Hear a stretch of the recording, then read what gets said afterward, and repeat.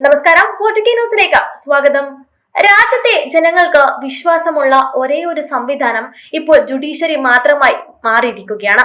അതേ ജുഡീഷ്യറിയുടെ ഉത്തരവുകളെയും തീരുമാനങ്ങളെയും ഇപ്പോൾ മൗനമായി മാത്രം കേട്ടു നിൽക്കുകയാണ് രാഷ്ട്രപതി. ഇതിനു പിന്നിൽ മന്ത്രിസഭയുടെ സ്വാധീനം തന്നെയാണെന്നുള്ളത് എല്ലാവർക്കും അറിയുന്ന ഒരു കാര്യം തന്നെയാണ്. ഒരു രാഷ്ട്രപതി ചെയ്യേണ്ട കാര്യങ്ങളും മറ്റും ഭരണഘടനയിൽ വ്യക്തമാക്കിയിട്ടുണ്ട്. അത് രാഷ്ട്രപതി പാലിക്കുന്നുണ്ടോ എന്നുള്ള വലിയൊരു സംശയമാണ് സുപ്രീം കോടതി ഇപ്പോൾ ഉന്നയിക്കുന്നത്. ഗവർണർമാരും രാഷ്ട്രപതിയും സാധാരണയായി പാർലമെന്റ് പാസാക്കുമ്പോൾ ബില്ലുകൾ സമയത്തിനുള്ളിൽ ഒപ്പിട്ട് നൽകേണ്ടതാണ്. ഇനി ഒപ്പിടാൻ സാധിക്കുകയില്ല എങ്കിൽ അതിനുള്ള വ്യക്തമായ കാരണം ബോധിപ്പിക്കണമെന്നുള്ള നിർദ്ദേശം സുപ്രീം കോടതി നൽകിയിട്ടുണ്ട്. അന്ന് സുപ്രീം കോടതി ചീഫ് ജസ്റ്റിസ് ആയിരുന്ന സഞ്ജീവ് ഖന്നയാണ് BJPക്ക് ഒട്ടും ദഹിക്കാതെ ഈ ഉത്തരവ് പുറപ്പെടുവിപ്പിച്ചത്. ഈ വിഷയത്തിലാണ് രാഷ്ട്രപതി ദ്രൗപദി മുർമു രംഗത്ത് വന്നിരിക്കുന്നത്.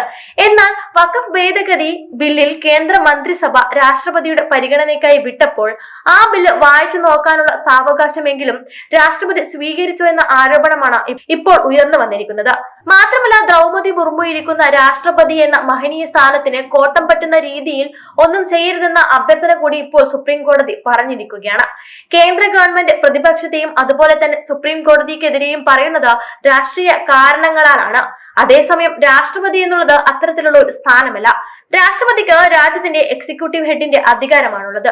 അതേ രാഷ്ട്രപതി ഭരണപക്ഷത്തിന്റെ രാഷ്ട്രീയ ആയുധമായി മാറുകയാണിപ്പോൾ. അത് മാത്രമല്ല, ഉപരാഷ്ട്രപതിയായിട്ടുള്ള ജഗ്ദീപ് ധൻഖറും സുപ്രീം കോടതിയെ പരിഹസിക്കുകയും സുപ്രീം കോടതിയുടെ അധികാര പരിധികളെ ചോദ്യം ചെയ്യുകയുമാണ് ചെയ്തത്. ഇപ്പോൾ കേന്ദ്രത്തിന്റെ നിർണായക നീക്കത്തെ പൊളിച്ചെഴുതിക്കൊണ്ട് രംഗത്ത് വന്നിരിക്കുകയാണ് സുപ്രീം കോടതി. ചീഫ് ജസ്റ്റിസ് സഞ്ജീവ് ഖന്നയ്ക്ക് പിന്നാലെ BR ഗവായിയും കേന്ദ്രത്തിന് ഒരു തിരിച്ചടിയായി മാറുകയാണ്. ഇതിലൂടെ നിരവധി കോർപ്പറേറ്റുകളെയും റിയൽ എസ്റ്റേറ്റ് മാഫിയകളെയും കേന്ദ്രം സഹായിക്കുന്ന പദ്ധതികൾ ഉപേക്ഷിക്കാൻ ഇപ്പോൾ അബൈസ് ഓക്കയുടെയും ഉജ്വൽ ഭുയാന്റെയും നേതൃത്വത്തിലുള്ള ബെഞ്ച് കൃത്യമായ നിരീക്ഷണം നടത്തിയിരിക്കുകയാണ്. പാരിസ്ഥിതിക അനുമതിയില്ലാതെ ഒരു രീതിയിലുള്ള ഉത്തരവും വിജ്ഞാപനവും ഇനി കേന്ദ്രം പുറപ്പെടുവിച്ചു പോകരുതെന്നാണ് സുപ്രീം കോടതി ഇപ്പോൾ വ്യക്തമാക്കിയിരിക്കുന്നത്. ഇതോടെ സുപ്രീം കോടതിയുടെ ഭാഗത്തു നിന്നും വലിയൊരു കൊട്ടു തന്നെയാണ് കേന്ദ്ര സർക്കാരിന് ലഭിച്ചിരിക്കുന്നത്.